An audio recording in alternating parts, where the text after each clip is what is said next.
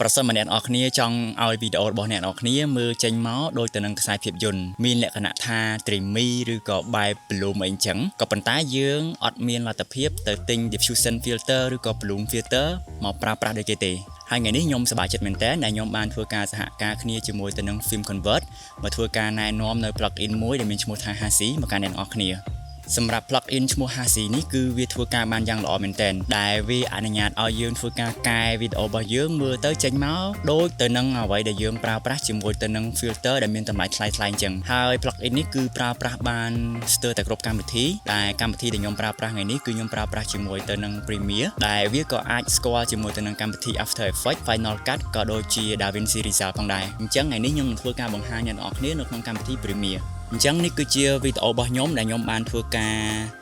កំពុងតែ edit កំពុងតែធ្វើការ edit ធម្មតាជាមួយទៅនឹងការចាក់ពណ៌ឬក៏ color grade ហើយក៏ប៉ុន្តែខ្ញុំចង់ធ្វើការប្រើប្រាស់នៅ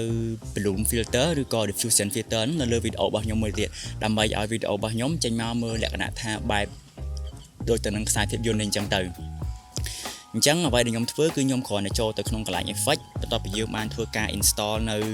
plugin នឹងហើយយើងគ្រាន់តែចូលទៅសេដាក់ថា Hasi by Film Convert ហើយយើងគ្រាន់តែធ្វើការអស់វាចូលទៅលើ adjustment layer របស់យើងឬក៏ទៅលើ footage វីដេអូរបស់យើងផ្ទាល់តែម្ដងដើម្បី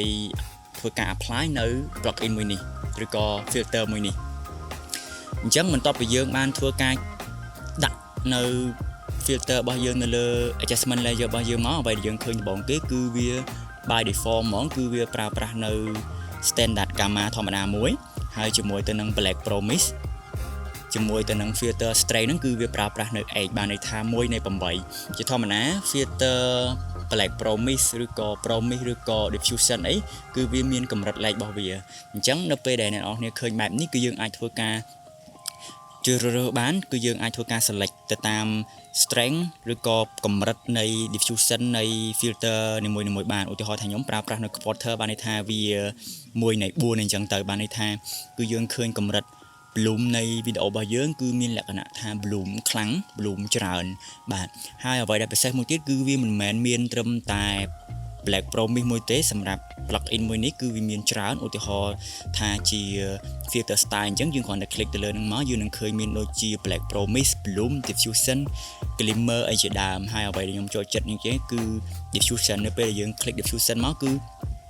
វីដេអូរបស់យើងទាំងមូលគឺមានលក្ខណៈថាបែបស្រទន់បែប bloom ដូចទៅនឹងក្នុងសុបិនមួយអញ្ចឹងរាល់វីដេអូរបស់ខ្ញុំគឺភាគច្រើនខ្ញុំប្រើប្រាស់នៅ filter មួយនេះហើយ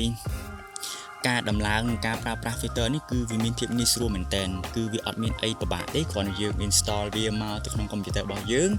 គឺប្រើប្រាស់បានយ៉ាងរលូនតែម្ដងហើយចំពោះ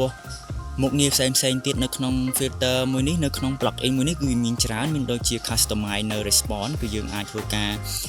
កែសម្រួលនៅ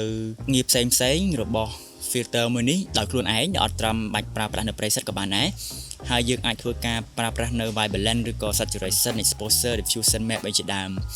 ហើយអ្នកនរគ្នាអាចធ្វើការប្រើប្រាស់សាកល្បងជាមួយ filter នេះបានហើយខ្ញុំក៏បានសហការគ្នាជាមួយ Film Convert ដើម្បីមកធ្វើការបង្ហាញអ្នកនរគ្នានៅ filter Hasi មួយនេះនៅពេលដែលអ្នកនរគ្នាធ្វើការ check out អ្នកនរគ្នាគ្រាន់តែប្រើប្រាស់ promo code HARIT អ្នកនរគ្នានឹងទទួលបានការ discount ដល់ទៅ 10% រាល់ product ទាំងអស់របស់ Film Convert អញ្ចឹងប្រសិនបើអ្នកនរគ្នាចង់ទិញ license Hasi របស់ Film Convert អ្នកនរគ្នាប្រើប្រាស់ promo code HARIT នៅពេលដែលអ្នកនរគ្នា check out អ្នកនរគ្នានឹងទទួលបាន 10% ភ្លាមៗតែម្ដង